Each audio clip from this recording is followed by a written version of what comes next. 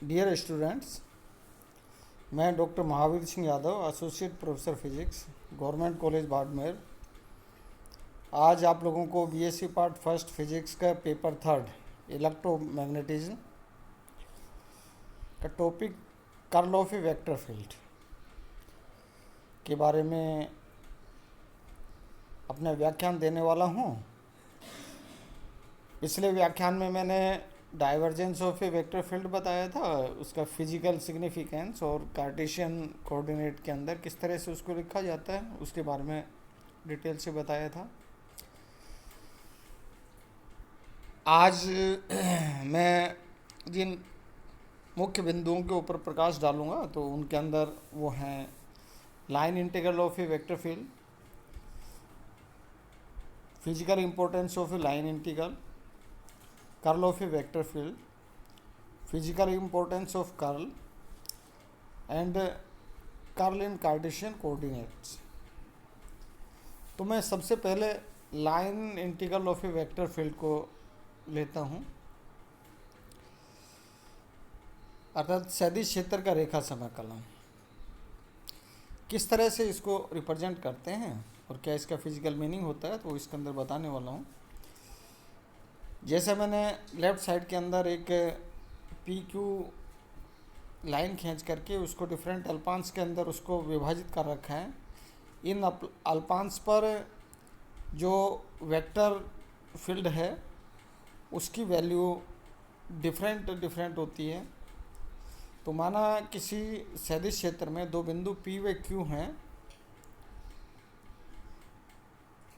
सदिश क्षेत्र के अल्पांशों पर सदिश क्षेत्र के मान A1, A2, A3 जो मैंने यहाँ इसके अंदर इस तरह से रिप्रेजेंट कर दिए हैं हो, तो विस्थापन अल्पांशों हैं उनकी स्थिति पर सदिश क्षेत्रों के अदिश गुणनफलों का योग W equal to A1 dr1, A2 dr2 plus A3 dr3 plus so on up to. और इसको मैं लिख सकता हूँ कि summation P to Q vector A dot vector dr। यदि dr अत्यल्प हो, टेंस टू जीरो हो, तो ऐसी स्थिति के अंदर यहाँ लिखा जा सकता है W equal to limit dr tends to zero summation P to Q vector A dot vector dr। और यहाँ इसको मैं लिख सकता हूँ समीकरण 1 के द्वारा जिसको लिखा है W equal to integration from P to Q A dot vector dr। इस समाकलन को सदिश A का बिंदु P से Q तक का रेखा समाकलन कहते हैं। अब इसका फिजिकल इंपॉर्टेंस क्या है?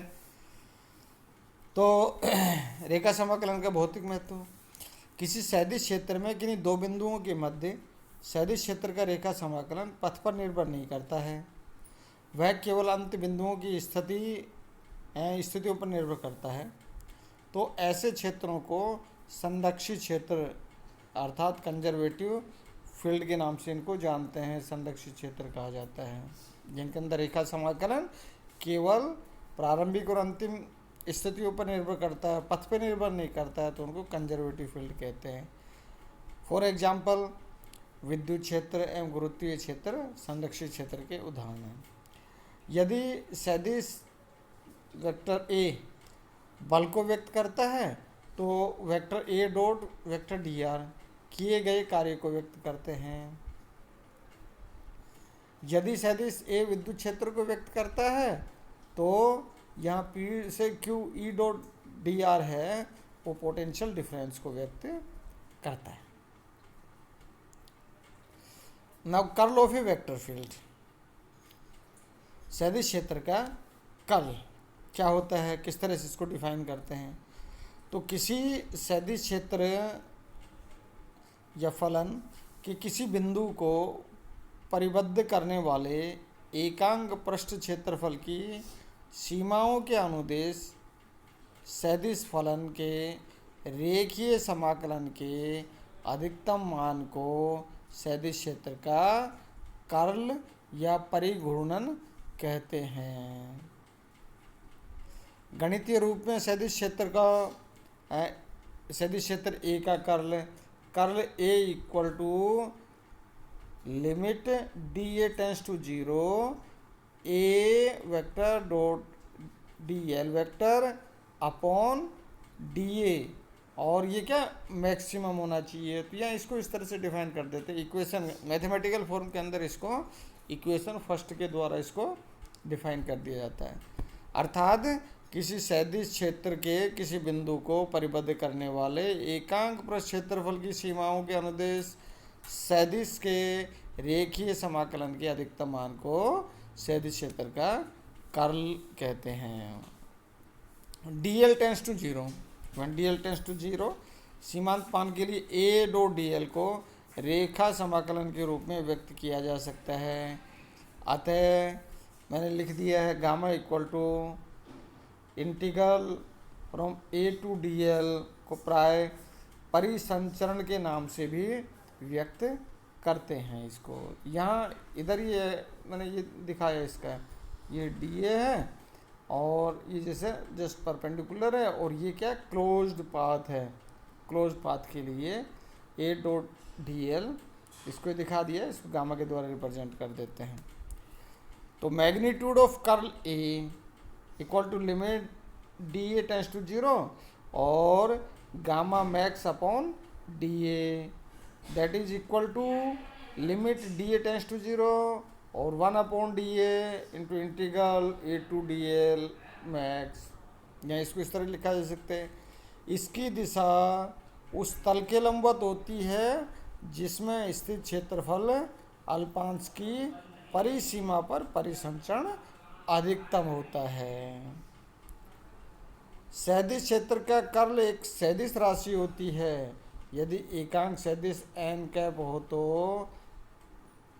Curl A dot n cap equal to limit D A tends to zero 1 upon D A integral from a integral close integral vector A dot D L max, maximum value के लिए इसको define कर देते हैं। तो यहाँ ये जो कर्ल ऑफ वेक्टर फील्ड है उसको फिजिकल मीनिंग क्या है और यहाँ उसको मैथमेटिकल रिप्रेजेंटेशन क्या है, यह इसके अंदर बताया गया। अब यह फिजिकल इम्पोर्टेंस ऑफ कर्ल, अर्थात कर्ल का भौतिक महत्व क्या है, ये भी काफ़ी इम्पोर्टेंट है। तो सदिश क्षेत्र का कर्ल तरल या लिक्विड के घूर्णन को व्यक्त करता है। अतः सदिश क्षेत्र के कर्ल को उस क्षेत्र का घूर्णन भी कहा जाता है। किसी सदिश क्षेत्र के कर्ल का शून्य मान अर्थात del cross A equal to zero हो तो उस घूर्णन सदिश उसे घूर्णी सदिश क्षेत्र कहते हैं। किसी सदिश क्षेत्र के कर्ल का मान अशून्य अर्थात del cross A not equal to zero हो तो उसे घूर्णी सदिश कहते हैं। और यदि del cross A equal to zero है तो उसे क्या कहते हैं, अघूर्णी सदिश कहते हैं। और यदि del cross A not equal to zero है तो उसको घूर्णी सदिश कहते हैं। अर्थात यदि द्रव के सदिश वेग v का कर्ल शून्य नहीं है अर्थात curl v not equal to zero, तो द्रव की विशेष दिशा में गति के साथ साथ ये जैसे मैंने इसके अंदर यह बताया है, ये इसके अंदर ये गति बताई है के साथ साथ समान गति भी होती है। इस तरह घूर्णन गति भी होती है और आगे चलने की गति भी होती है। द्रव के भरे टब के पैंदे पर एक छेद हो तो टब में द्रव के निकलने के कारण इसके सतह पर गति भंवर रूप में होती है। इस प्रकार की गति के लिए द्रव के सदिश वेग का कर्ल शून्य के बराबर नहीं होता है।